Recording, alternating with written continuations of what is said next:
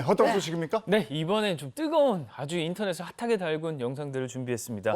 차차차 핫클릭 첫 번째 영상은 요거 룸미러죠. 백미러 보는 습관 덕분에입니다. 덕분에? 네, 이 룸미러라고 하잖아요. 백미러, 우리 속된 말로 백미러를 보는 습관을 잘 들여놨던 한 운전자가 결정적인 순간에 이것 덕분에 사고의 위기를 넘길 수 있었다고 합니다. 그 아찔한 순간 영상으로 준비했습니다. 함께 보시죠.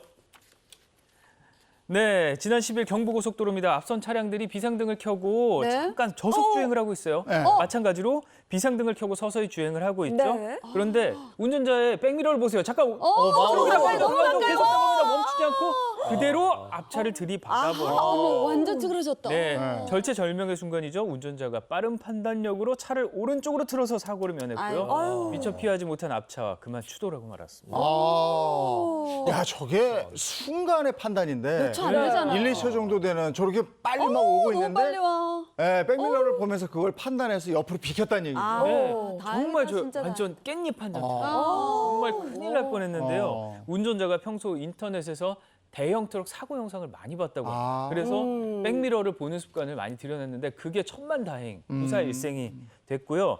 이때도 습관적으로 뒤차 움직임을 주시하고 있었는데 대형 트럭이 비상등을 켜지 않고 그대로 빠른 속도로 달려오는 걸 보고 하다가 가까스로 사고를 피한 거예요. 운전자가 요즘 백미러나 룸미러 안 보는 사람들이 종종 있는데 이번 기회에 이 백미러의 중요성을 다시 한번 느끼길 바란다는 말을 남겼습니다. 그러니까 백미러도 중요한데 운전자의 그 판단력, 순발력 이게 정말 멋진 것 같아요. 대단했습니다. 그런데 앞서 차량들이 다 비상등을 켜고 저속주행을 하고 있었단 말이죠. 근데 트럭이 그냥 가서 받았어요. 이거는 전방주 시스템만으로 볼 수 있는 거 아닌가요? 저 보니까 공포 영화를 보는 거 같아요. 맞아, 여러분 맞아. 쥐라기 공원이라는 영화 보셨죠? 맞아요. 거기에 보면 막 도망가는데 자동차 타고 도망가는데 이 뒤에 공룡이 막 따라오거든요. 백미러를 딱 보니까 사물이 실제 보이는 것보다 더 가까이 있어요. 더 가까이 있어. 맞아. 그런 걸 딱 생각이 나는 것 같아요. 여러분도 한번 생각해보세요. 내가 이제 딱 이렇게 멈추고 있는데 저도 이제 백미러 보는 습관이 있거든요. 뒤에 차가 잘 이제 서행을 하나. 맞아요. 근데 만약에 서행하지 않고 다가온다. 그러면 저렇게 이제 피해야 되는데 피할 수 없는 상황이 있을 수도 있어요. 옆에 차도 많고 그럴 경우에 빨리 도망가야 될지 순간적인 판단이 중요한 것 같습니다. 자, 저렇게 이제 그 전방주시 태만이라고 볼 수가 있는데요. 우리 교통법에는 이 안전 의무 여러 가지 조항이 있는데 뭐 예를 들어서 뭐 신호 위반이라든지 과속. 근데 이제 한국도로공사에서 밝혔는데 최근 5년 동안 가장 많은 사고가 전방주시 태만이라고 합니다. 정말 조심 운전하셔야 될 것으로 보입니다. 근데 이제 지금 본 사고에서는 블랙박스 운전자는 백밀러를 딱 보면서 순간 판단해서 비켰어요. 근데 그 앞차가 이렇게 추돌을 당했잖아요. 그럼 블랙박스 운전자는 책임은 없는 거죠?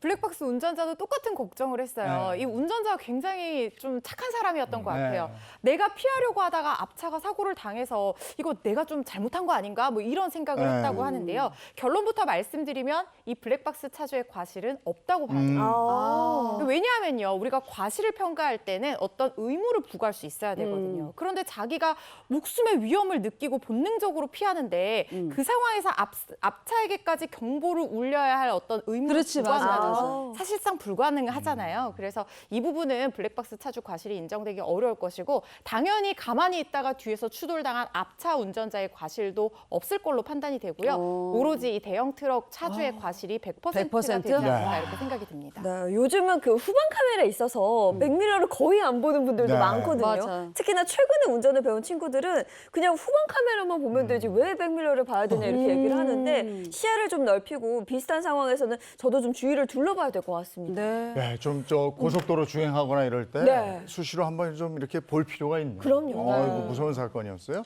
다음 영상은요? 네, 다음 소개해드릴 영상은 요 폰처럼 접힌 경차입니다. 폴더폰처럼 접힌 경차. 차가 접혀요? 네, 한 경차가 나무에 부딪혀서 반으로 접히고 말았는데요. 반전이 하나 있었습니다. 자세한 전말 듣기 전에 영상 하나 보시죠.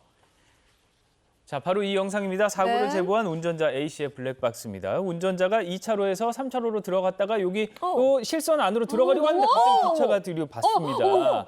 뒤에 경차가 달려오다가 들이받아서 뒤집혀버린 겁니다. 경차가 뒤집혔어. 네. 사고 충격이 엄청나게 큰 것 같은데요? 네, 저게 그냥 뒤집히기만 한 게 아니라 나무에 부딪혀서 반으로 접혔고요. 결국 폐차 처리하게 됐는데요. 경차 운전자가 실선에서 차선을 변경했기 때문에 A씨가 가해자라면서 A씨의 90% 과실을 주장을 했습니다. 아하. 이 영상만 공개됐을 땐 다수의 누리꾼도 A씨가 좀 무리하게 차선 변경을 시도한 거 아니냐 이런 여론이 지배적이었는데요. 네. 당시 현장에 있던 목격자의 블랙박스가 나오면서 이 여론이 또 반전이 되게 됩니다. 그 영상도 함께 준비했습니다.